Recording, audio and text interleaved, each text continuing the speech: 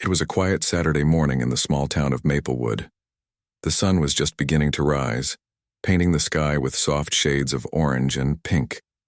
Birds chirped cheerfully as leaves rustled gently in the breeze. For most people, it was shaping up to be a peaceful day, perfect for relaxing or spending time outdoors. George Miller, an elderly man in his late 70s, was one of those who decided to enjoy the fresh air. A retired veteran who had served in Vietnam decades ago, George still carried himself with pride despite his age. His silver hair was neatly combed, and he wore a simple jacket over his shirt. In one hand, he held a wooden cane that helped him walk steadily. Every weekend, George made it a habit to take a slow stroll through the local park. It wasn't just about staying active. It was also a way for him to reflect on life and remember the sacrifices made by so many during his time in service. The park itself was beautiful, with tall trees lining its winding paths and benches scattered here and there for visitors to rest. Children played on swings while parents watched nearby. Couples strolled hand in hand along the trails, and older folks sat chatting on benches under the shade of large oak trees. Everything seemed calm and ordinary until something unexpected happened. On this particular morning, two men sat on a bench near the entrance of the park. One of them was Dwayne Johnson, better known to millions around the world as The Rock. Despite his fame, he looked like any other guy in his casual jeans and hoodie. Beside him sat John Cena, another well-known figure dressed similarly in a plain t-shirt and sneakers. Both men were in town for different reasons, but had bumped into each other earlier that day. They decided to catch up over coffee at a cafe before heading to the park for some fresh air. Neither Dwayne nor John expected anything unusual to happen. They laughed and joked about old times, occasionally glancing at the scenery around them.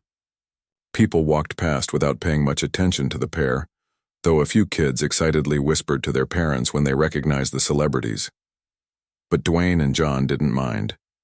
They were used to being noticed sometimes, but today, they preferred to blend in and keep things low-key. Meanwhile, George continued his leisurely walk deeper into the park. He moved slowly, taking in the sights and sounds around him. As he passed a group of teenagers tossing a frisbee, he smiled faintly, reminded of simpler days. He paused briefly to watch a young boy chase after a butterfly, giggling uncontrollably. These little moments always brought warmth to George's heart. Life could be tough, he knew, but there was beauty everywhere if you cared to look. But not far away, trouble was brewing. Outside the park, a loud rumble echoed through the streets as a motorcycle roared into the parking lot. The rider, a burly man named Jake Turner, parked haphazardly near the entrance. Jake was in his mid-30s with a scruffy beard and tattoos covering his arms. He wore a leather jacket adorned with patches from various biker clubs, giving him an intimidating appearance. Today, however, his menacing look was amplified by the fact that he'd been drinking heavily the night before and hadn't fully sobered up yet. Jake stepped off his bike, stretching lazily as he lit a cigarette. His mood was already sour, partly due to his hangover and partly because traffic had been terrible on his way to the park. He muttered curses under his breath, glaring at anyone who dared glance his way. When he finally turned toward the park entrance, he spotted George walking along the path nearby. What happened next changed everything. As George approached, he accidentally brushed against Jake's motorcycle with his cane. It was a minor bump, barely noticeable, but it was enough to set Jake off. With a growl, he stormed over to George, towering over the frail veteran. "Hey, old man," Jake barked, his voice sharp and angry. "Watch where you're going." George froze, startled by the sudden confrontation. He raised a hand apologetically. "I'm sorry," he said softly. "I didn't mean to touch your bike." But Jake wasn't interested in apologies. His temper flared, fueled by alcohol and frustration. Without warning, he shoved George hard, sending the elderly man stumbling backward. George lost his balance and fell to the ground with a thud, his cane clattering beside him. Pain shot through his side as he tried to sit up, clutching his ribs. A few bystanders gasped in shock, unsure of what to do. Some instinctively took a step back, afraid of getting involved. Others pulled out their phones to record the scene, hoping someone would intervene soon. George looked up at Jake, his eyes filled with confusion and fear. He opened his mouth to speak, but no words came out. Jake loomed over him, his face twisted with rage. "You think you can just waltz around and mess with my stuff?" he snarled, pointing a finger at George. "You got no respect, huh?" From their spot on the bench, Dwayne and John noticed the commotion. At first, they assumed it was just a minor disagreement between strangers, but when they saw the larger man towering over the fallen veteran, their expressions darkened. Dwayne leaned forward, his brow furrowing. "That doesn't look right," he murmured to John. John nodded, his jaw tightening as he observed the situation unfold. "No, it doesn't," he replied quietly. Neither man hesitated. They exchanged a quick glance, silently agreeing that action needed to be taken. Rising from the bench, they started walking toward the scene, their strides purposeful, yet unhurried. As they drew closer, some people in the crowd recognized them. Whispers rippled through the gathering. "Is that The Rock? And John Cena too?" Excitement buzzed in the air, but Dwayne raised a hand to signal silence. This wasn't about drawing attention. It was about doing the right thing. Jake, meanwhile, remained oblivious to the approaching figures. His focus was entirely on George, who still struggled to get back on his feet. "Apologize," Jake demanded, his voice booming. "Say you're sorry for touching my bike." George tried to comply, stammering out an apology once more. But Jake wasn't satisfied. He grabbed the front of George's jacket, yanking him upward. The elderly man winced in pain, his frail body unable to withstand the rough treatment. It was at that moment that Dwayne and John arrived. Standing shoulder to shoulder, they blocked Jake's path. Their presence alone commanded attention, and the crowd grew quieter, anticipation hanging thick in the air. Dwayne crossed his arms, his muscular frame radiating authority. "Hey, big guy," he said firmly, his voice carrying a tone of warning. "Why don't you pick on someone your own size?" Jake blinked, momentarily caught off guard. He glanced between the two men, trying to process who they were. Recognition dawned, slowly, but his ego refused to back down. "Mind your own business, pal," he snapped, releasing George and turning to face the newcomers. John stepped forward, his expression calm but resolute. "This is our business," he said evenly, meeting Jake's gaze. "You don't mess with veterans or anyone weaker than you." For a brief second, Jake hesitated. There was something about the way these two men carried themselves that made him uneasy. Yet pride, and perhaps stupidity, got the better of him. With a sneer, he lunged at John, swinging wildly. What happened next unfolded in seconds, but it felt like slow motion to those watching. John dodged the punch effortlessly, his training evident in his movements. He countered with a swift strike that sent Jake stumbling backward. Before Jake could recover, Dwayne moved in, using his immense strength and precision to subdue the attacker without causing serious harm. Within moments, Jake found himself on the ground, groaning in pain and completely defeated. The crowd erupted in cheers, applauding the heroes who had stepped in to defend the vulnerable. George, now helped to his feet by a kind woman named Lisa Carter, looked on in awe. Tears welled up in his eyes as he realized how close he had come to disaster, and how quickly two strangers had turned the tide. Dwayne and John didn't stick around for accolades. After ensuring Jake wouldn't cause further trouble, they knelt beside him to check if he was okay. "Listen, man," Dwayne said sternly, his voice firm but not unkind.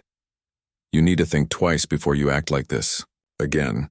Respect people, especially those who've served our country." Jake nodded weakly, too embarrassed to argue.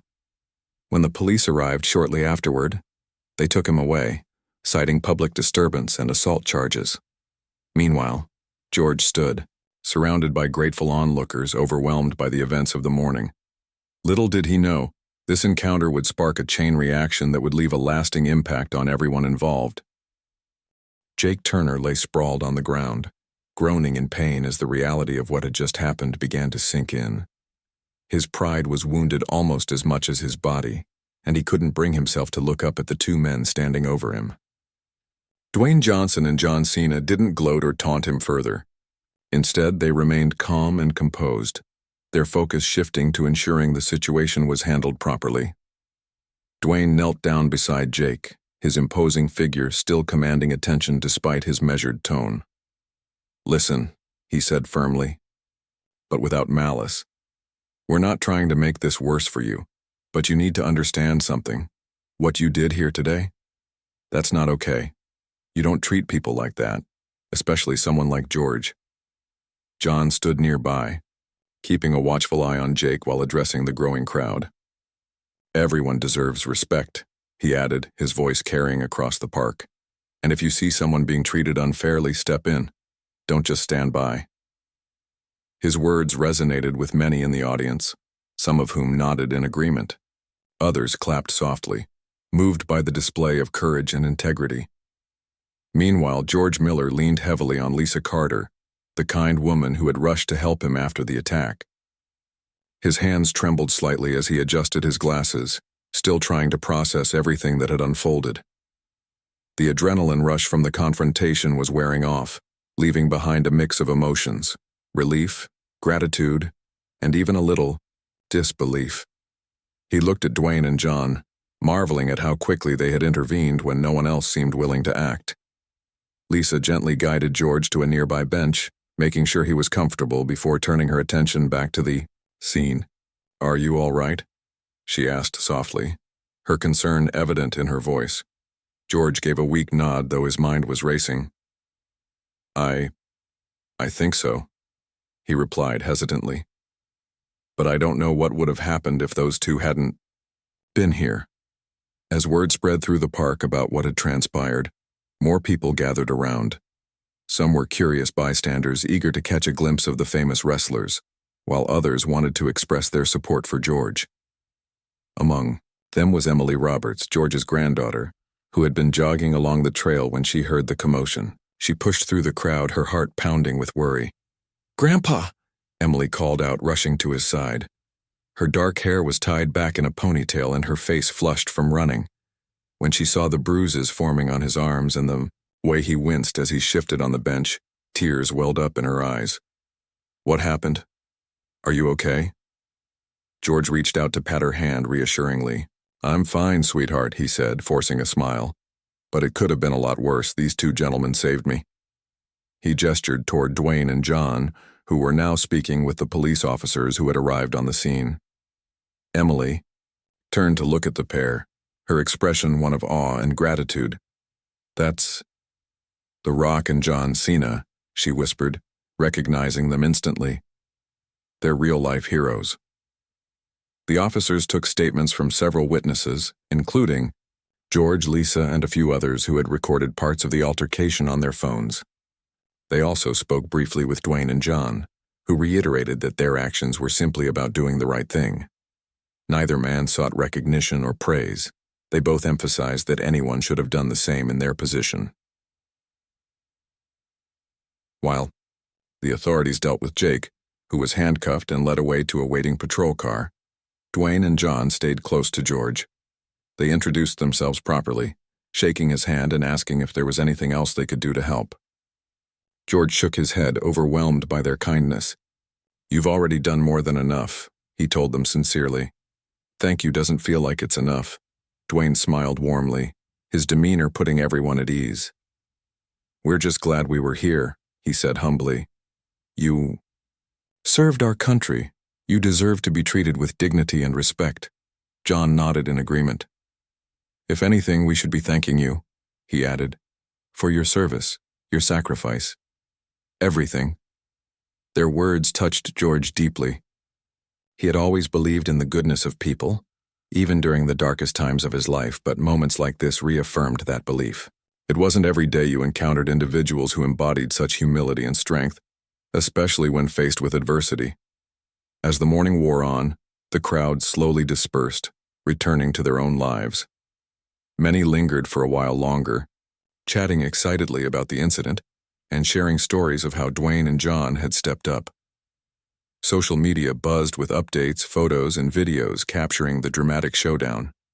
News outlets picked up the story almost immediately, praising the two celebrities for their heroism. Back at the bench, George sat quietly, reflecting on the events of the day. Emily stayed by his side, holding his hand tightly. "You're coming. Home with me tonight," she insisted gently. "No arguments. I'll cook dinner and we can watch one of your favorite movies." George chuckled softly, appreciating her determination. All right, he conceded, "but only if you promise not to fuss over me too much." Nearby, Dwayne and John prepared to leave the park. They exchanged contact information with George, promising to check in on him later. Before parting ways, they stopped to speak with Lisa, thanking her for stepping in to assist George during the chaos. Lisa blushed modestly, insisting she hadn't done anything special. "Anyone would have done the same," she said shyly. "That's not true," John countered earnestly. "Not everyone steps up when it counts. You did, and that matters."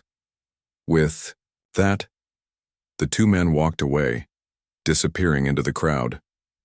Though their roles in the drama were over, their actions left an indelible mark on everyone present.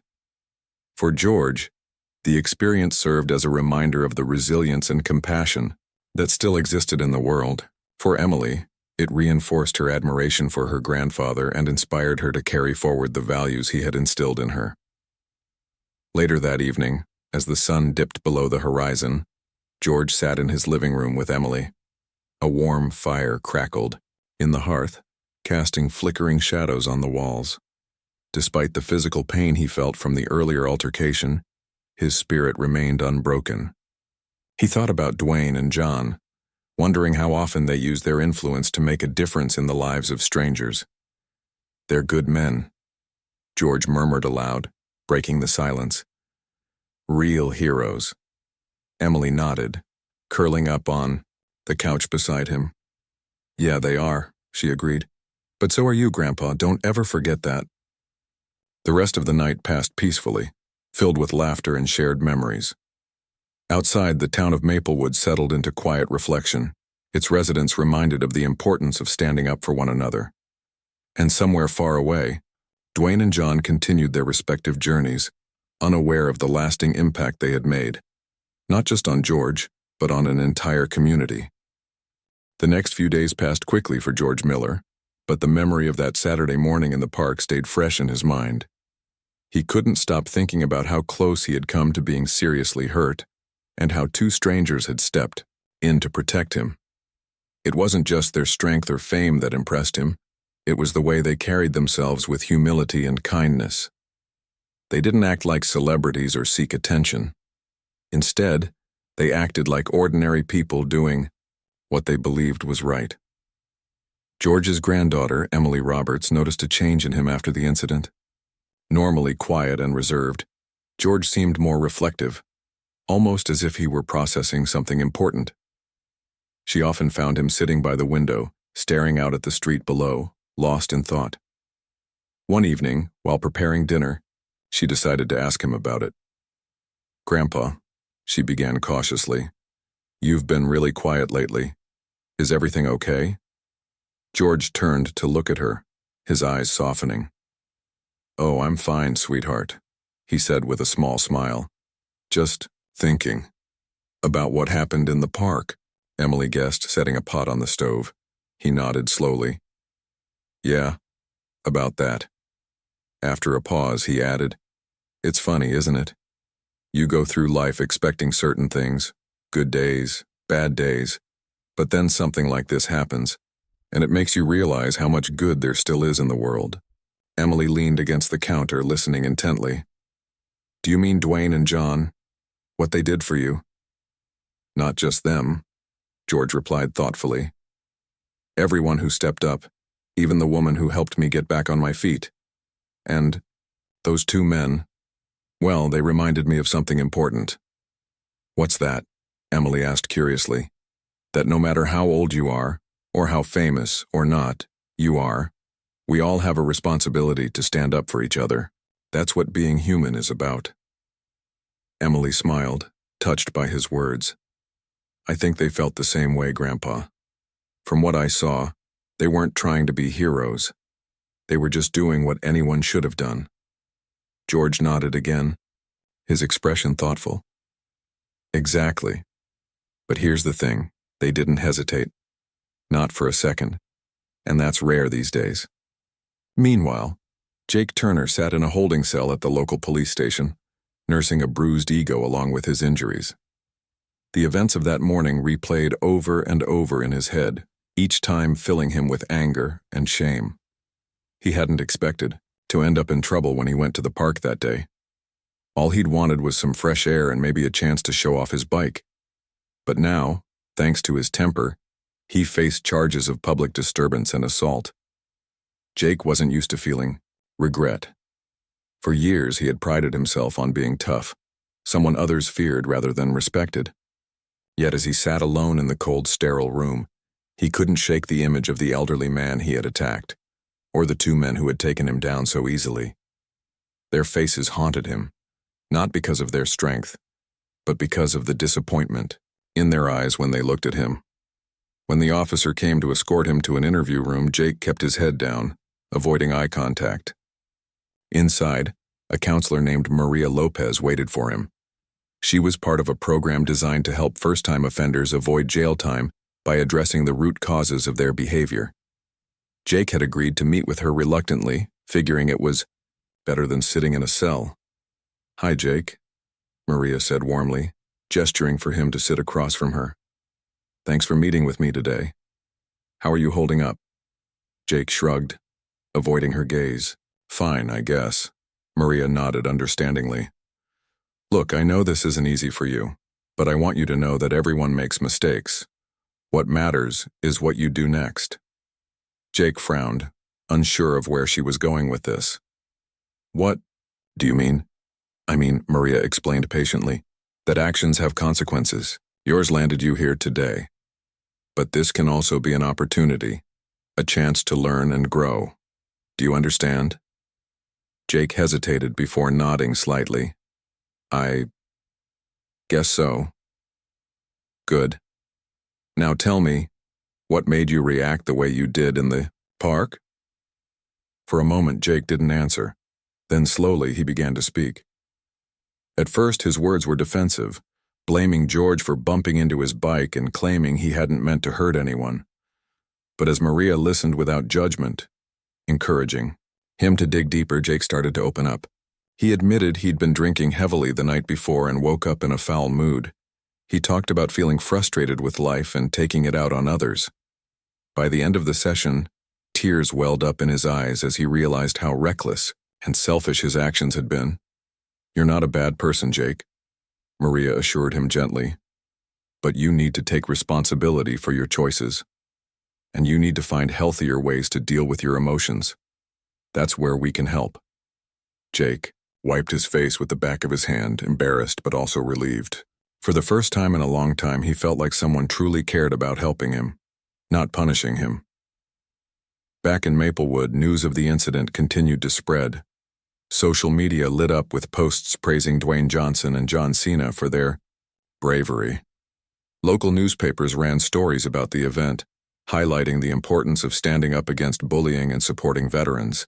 Some residents even organized a small gathering in the park to honor George and thank the two men who had intervened. Dwayne and John heard about the plans but declined invitations to attend. Both insisted they had only done what anyone else would have done. Still, they appreciated the gesture and reached out to George privately to check on him.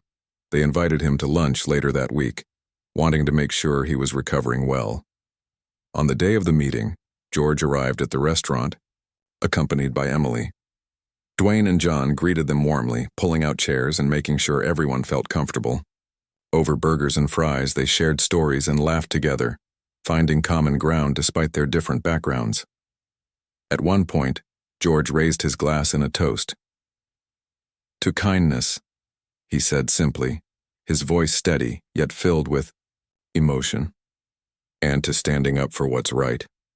Dwayne and John clinked their glasses with his, smiling. "To kindness," they echoed. As the meal drew to a close, Dwayne leaned forward slightly. "George, I hope you know how much respect we have for you, for everything you've done for our country. We may have helped you that day, but you're the real hero." George shook his head modestly. No," Heroes are people like you two, people who remind us that we're all connected, that we owe each other care and compassion. John grinned, leaning back in his chair. Well, we'll call it even then. Everyone laughed, the warmth between them undeniable. As they parted ways outside the restaurant, George hugged both men tightly, thanking them once again. Emily watched silently, her heart swelling with pride for her grandfather and gratitude for the strangers who had become friends. That night, as George settled into bed, he reflected on the whirlwind of events that had unfolded since that fateful morning in the park. He thought about Dwayne and John, whose actions had restored his faith in humanity. He thought about Jake, hoping the young man would learn from his mistakes and turn his life around. And he thought about himself, realizing that even at his age, he still had lessons to teach and to learn. Before drifting off to sleep, George whispered a silent prayer of gratitude.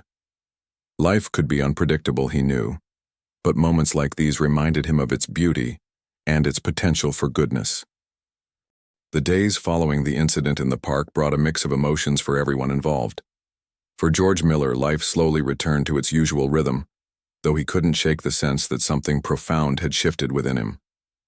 He felt lighter somehow, as if a weight he hadn't even realized was there had been lifted. The support from his granddaughter Emily, along with the kindness shown by Dwayne Johnson and John Cena, had reminded him of the goodness in people. Lesson he thought he already knew but now understood on a deeper level. Emily noticed her grandfather's renewed energy. He started taking longer walks around the neighborhood, smiling more often, and even began volunteering at the local community center again. One afternoon, while helping him sort through old photographs, she asked him about it. "You seem different lately," she said gently. "Happier." George chuckled, setting down a faded picture of himself in his military uniform.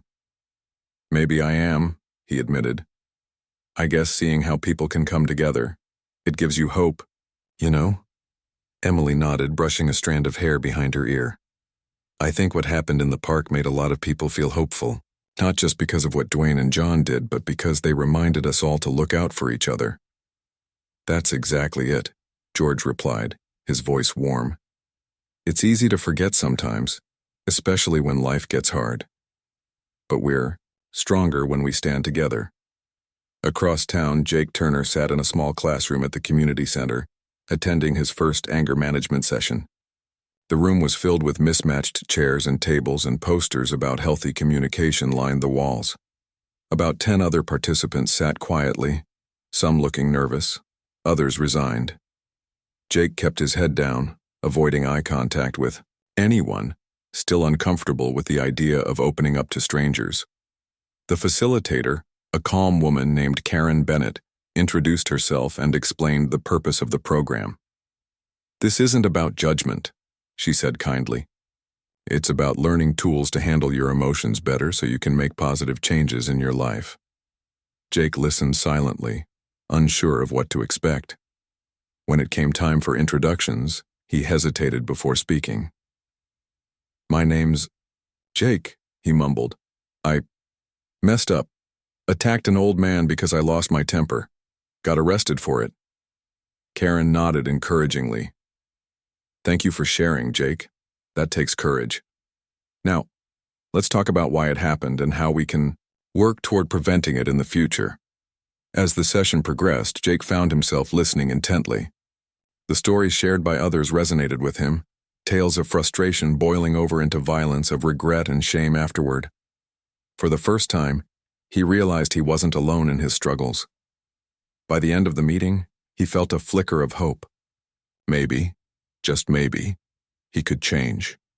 Meanwhile, Dwayne Johnson and John Cena remained humble about their roles in the park incident, despite the growing attention it received. Social media buzzed with praise for the two men, calling them real-life heroes. News outlets ran segments highlighting their actions, emphasizing the importance of standing up against bullying and supporting veterans. Yet neither Dwayne nor John sought the spotlight. They declined interviews, focusing instead on using their influence quietly to inspire others. One evening, after finishing a workout at the gym, Dwayne scrolled through his phone, reading some of the comments people had posted online. Many thanked him and John for stepping in, while others expressed outrage at Jake's behavior.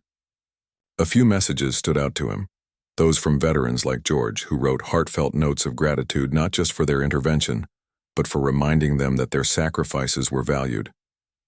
Dwayne smiled faintly, feeling both proud and humbled. He texted John, "People are saying nice things about us, but honestly it's George and others like him who deserve the recognition." John replied almost immediately, "Couldn't agree more.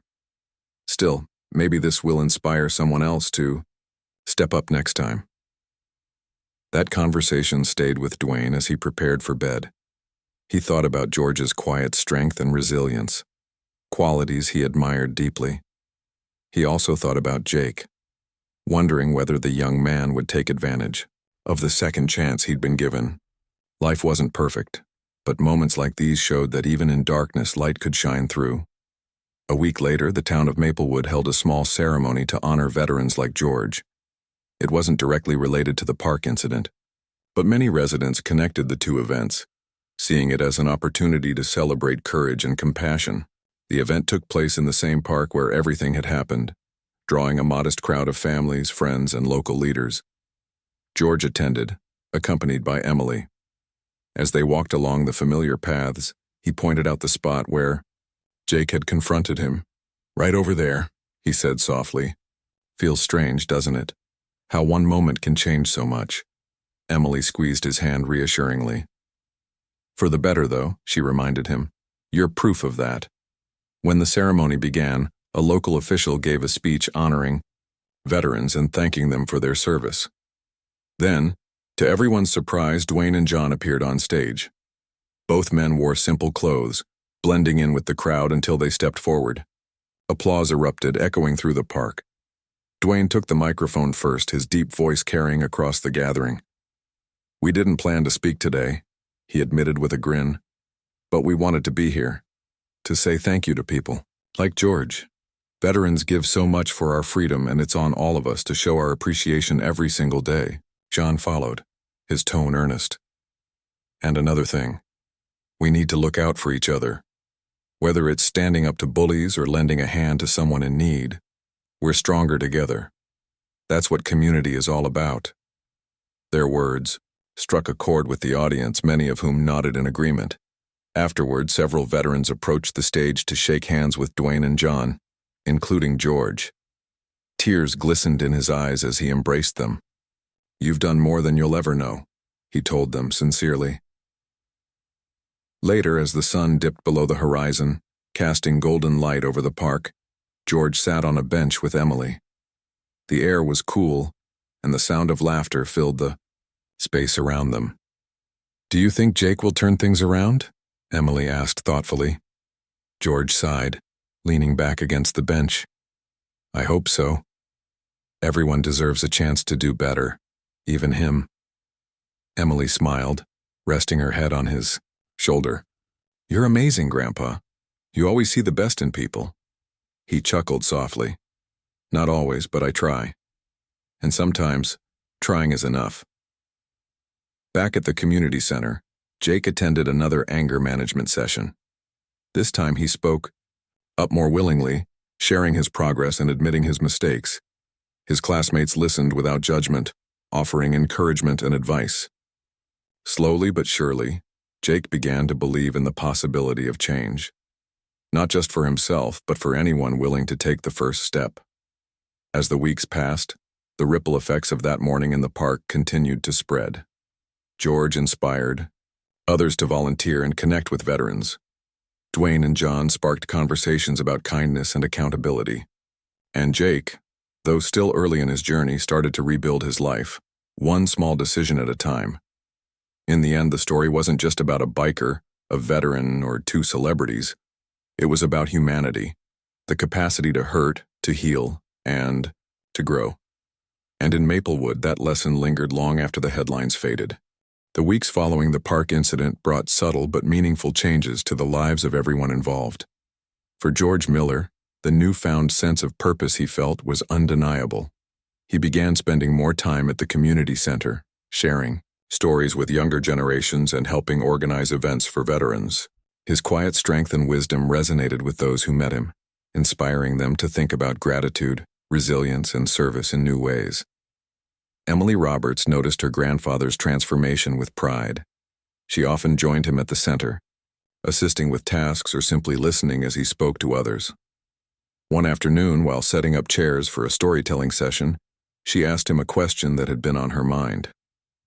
"Grandpa," she said, "do you ever feel like, I don't know, like people are treating you differently now? Like they see you as some kind of hero?" George chuckled softly, arranging a stack of pamphlets on a nearby table. "Not really," he replied. "I'm just an old man trying to make the most of my days. But if telling my story helps someone else feel stronger or braver, then I guess that's worth something." Emily smiled, recognizing the humility that defined him. "You're doing more than you realize," she said. "You're reminding people what it means to care about each other." George nodded thoughtfully, his gaze drifting toward the window. Outside, children played on the swings, their laughter carrying through the crisp autumn air. It was a reminder of how life moved forward, even after moments of difficulty. And yet the lessons learned from those moments stayed with you, shaping the way you lived. At the same time, Jake Turner continued attending anger management sessions, determined to turn his life around. The classes were challenging, not because of the material, but because they forced him to confront parts of himself he'd rather ignore. Each week, he listened to others share their struggles, finding parallels between their experiences and his own. Slowly, he began to understand how his actions affected not only those around him, but also himself. One evening, after a particularly intense session, Jake lingered behind to speak with Karen Bennett, the facilitator. "Can I ask you something?" he said hesitantly, his hands shoved into the pockets of his jacket. Karen turned to face him, her expression warm and encouraging. "Of course, Jake, what's on your mind?" "I've been thinking about that guy I attacked, the veteran." Jake's voice wavered slightly, betraying his unease. "Do you think he'll ever forgive me? Or is it too late for that?" Karen studied him for a moment before responding. "Forgiveness isn't something you can control," she explained gently. "But what you can control is whether you choose to learn from this experience and become a better person. If you do that, if you show through your actions that you're truly sorry, then maybe one day he might." Jake nodded slowly, absorbing her words. "I want to try," he said firmly. "I don't want to be that guy anymore, the one who hurts people because he doesn't know how to handle his own pain." "That's a good place to start," Karen replied with a smile. "Remember, change takes time. Be patient with yourself." As Jake left the community center that night, he felt a flicker of hope. It wasn't much, but it was enough to keep him moving forward. He decided to write a letter to George, apologizing for his behavior and explaining how he was working to improve.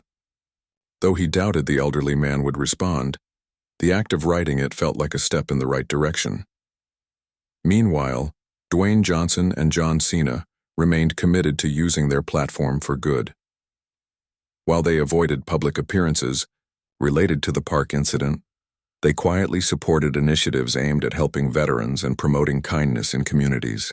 They donated funds to local charities, encouraged fans to volunteer, and shared messages on social media about standing up for what's right.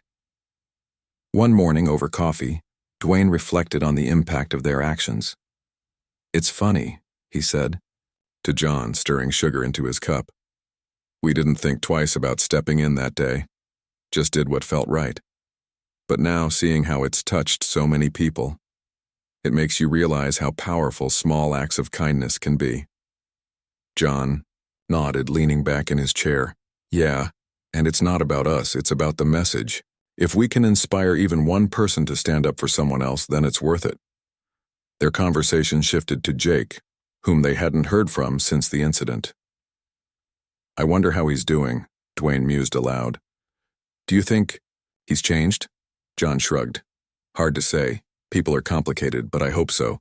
Everyone deserves a chance to grow." Back in Maplewood, George received Jake's letter a few days later. At first, he hesitated to open it, unsure of what to expect.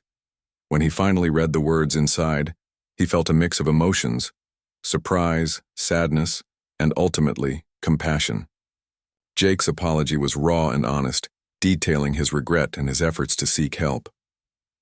George sat at his kitchen table, the letter resting in front of him, as Emily looked on curiously. "Who's it from?" she asked. "Jake," George replied simply. "The man who attacked me." Emily's eyes widened. "What does it say?" "He's sorry," George explained. "Says he's working on himself, trying to get better. Wants to know if I can forgive him." "And will you?" Emily asked carefully. George sighed, rubbing his temples. "Forgiveness isn't always easy," he admitted. "But holding on to anger doesn't help anyone. Maybe someday I'll be ready to let go of it." Emily reached across the table, placing a hand over his. "That's brave, Grandpa. Not everyone could do that." George smiled faintly. "Bravery isn't about being fearless. It's about facing fear and choosing to move past it." A month later, the town held another event in the park, a celebration of unity and community spirit. Families gathered under colorful tents, enjoying food, music, and games. Veterans like George were honored once again, their contributions celebrated, with heartfelt speeches and applause. Among the attendees were Dwayne and John, who mingled with the crowd, shaking hands and posing for photos. As the sun began to set, casting a warm glow over the festivities, George stood near the stage, watching the scene unfold. Dwayne approached him, clapping him lightly on the shoulder. "How's it going, George?"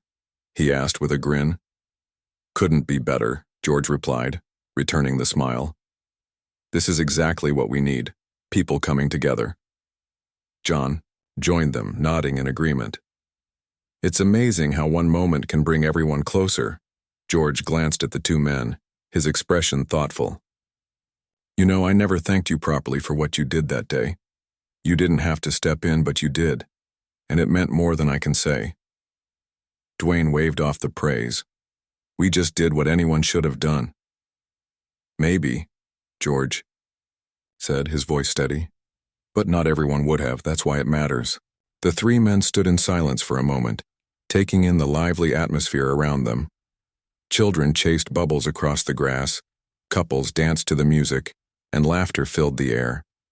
It was a reminder of the beauty of connection, the simple joy of being part of something greater than yourself. Later that evening, as the event wound down, George found himself sitting alone on a bench near the edge of the park. The stars twinkled above, and a cool breeze rustled the leaves overhead.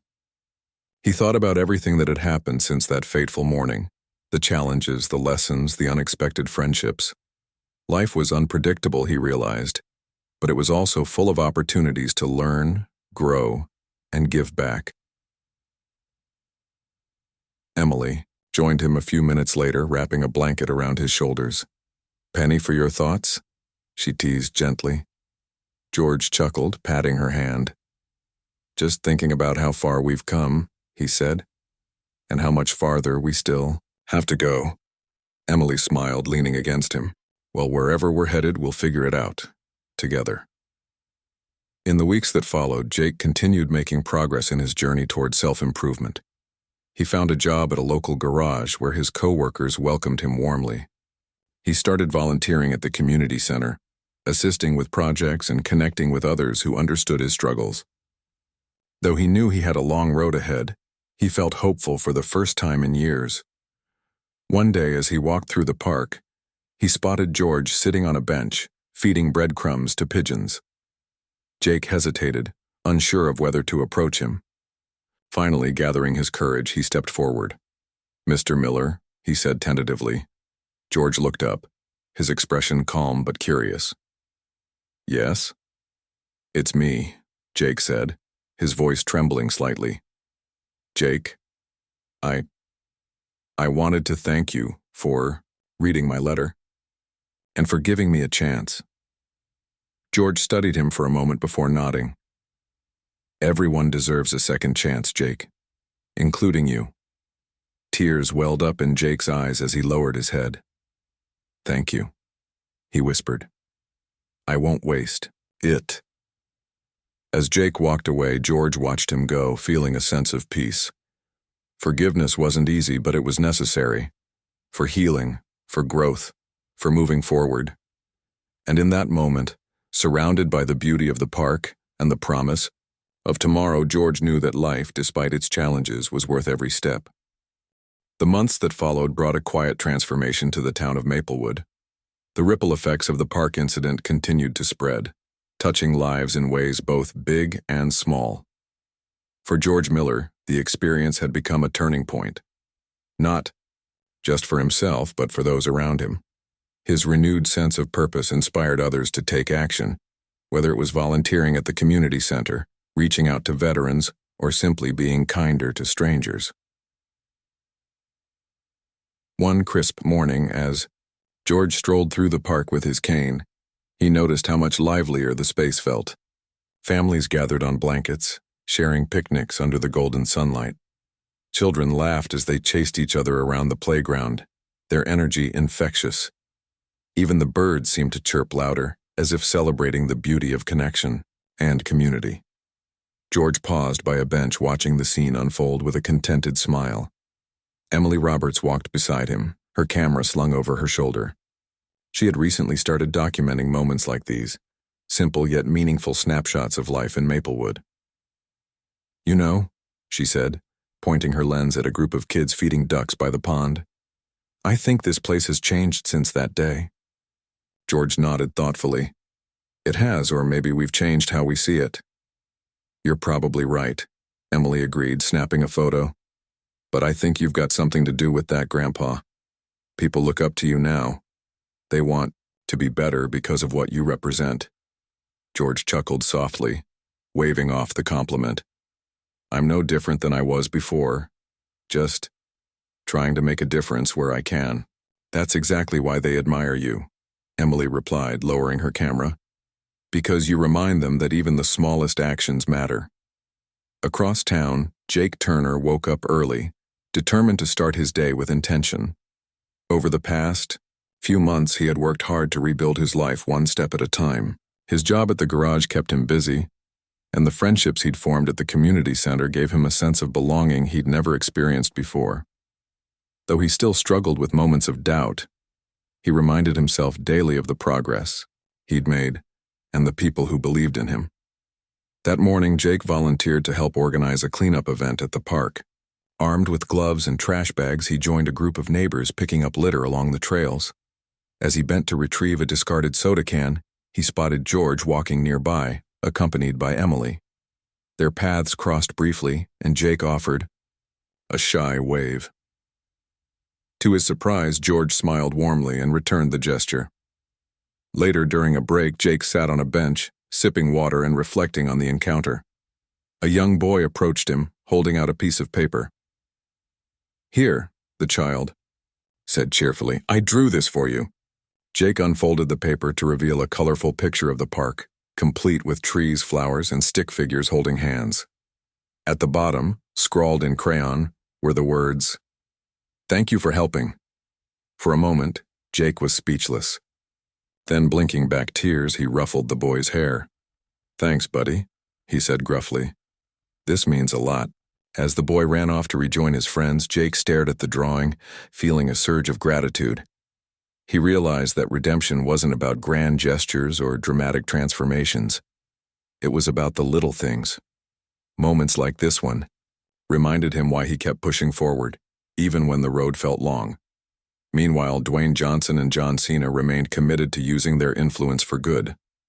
Though they had returned to their respective careers, they stayed connected to the community in Maplewood, checking in occasionally with George and supporting local initiatives.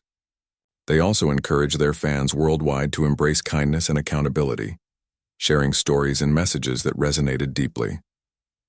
One evening, after filming scenes for an upcoming movie, Dwayne sat in his trailer scrolling through social media. He came across a post from a veteran who credited the park incident with inspiring him to reconnect with old friends from his unit. Another commenter shared how she had stood up to a bully at work after hearing about Dwayne and John's actions. Each story filled him with pride, not for himself but for the power of collective effort. John called him later that night, eager to share similar updates. "Did you see the comments today?" he asked excitedly. "People are doing amazing. Things because of what happened." "I did," Dwayne replied, leaning back in his chair. "It's incredible. Makes you realize how interconnected we all are." "Exactly," John agreed. "And it's not about us. It's about the message, that everyone has the ability to make a difference." Their conversation turned to Jake, whom they hadn't seen since the incident. "I wonder how he's doing," Dwayne mused aloud. "Do you think he's found his footing?" John hesitated before answering. "Hard to say, but I hope so. Everyone deserves a chance to rewrite their story." Back in Maplewood, the town prepared for its annual Harvest Festival, a beloved tradition that brought residents together for food, music, and celebration. This year, however, the event carried extra significance. Organizers dedicated it to themes of unity and resilience, honoring the spirit of community that had grown stronger since the park incident. On the day of the festival, the park buzzed with activity. Booths lined the pathways, offering homemade goods and crafts. Musicians performed on a makeshift stage, their melodies drifting through the crisp autumn air. Children darted between games and activities, clutching prizes and balloons. Among the attendees were George, Emily, Jake, Dwayne, and John, all drawn together by shared experiences and newfound connections. Dwayne and John arrived late in the afternoon, greeted by enthusiastic cheers from the crowd. They spent hours signing autographs, posing for photos, and chatting with locals. When they finally made their way to George, they found him sitting at a table beneath a canopy, surrounded by friends and admirers. "Look who decided to show up," George teased as they approached, his eyes twinkling with amusement. "Wouldn't miss it for the world," Dwayne replied, pulling up a chair. "How's it going, George?" "Couldn't be better," George said, gesturing to the lively scene around them. "This is what it's all about, people coming together." John nodded, glancing toward the stage where a choir of local students was performing. "It's beautiful," he said. "Moments like these remind you why we fight for kindness and compassion." As the sun dipped below the horizon, casting a warm glow over the festivities, the group reflected on how far they'd come. George spoke fondly of the friendships he'd forged and the lessons he'd learned. Jake expressed his gratitude for second chances and the support he'd received. And Dwayne and John emphasized the importance of continuing to inspire positive change.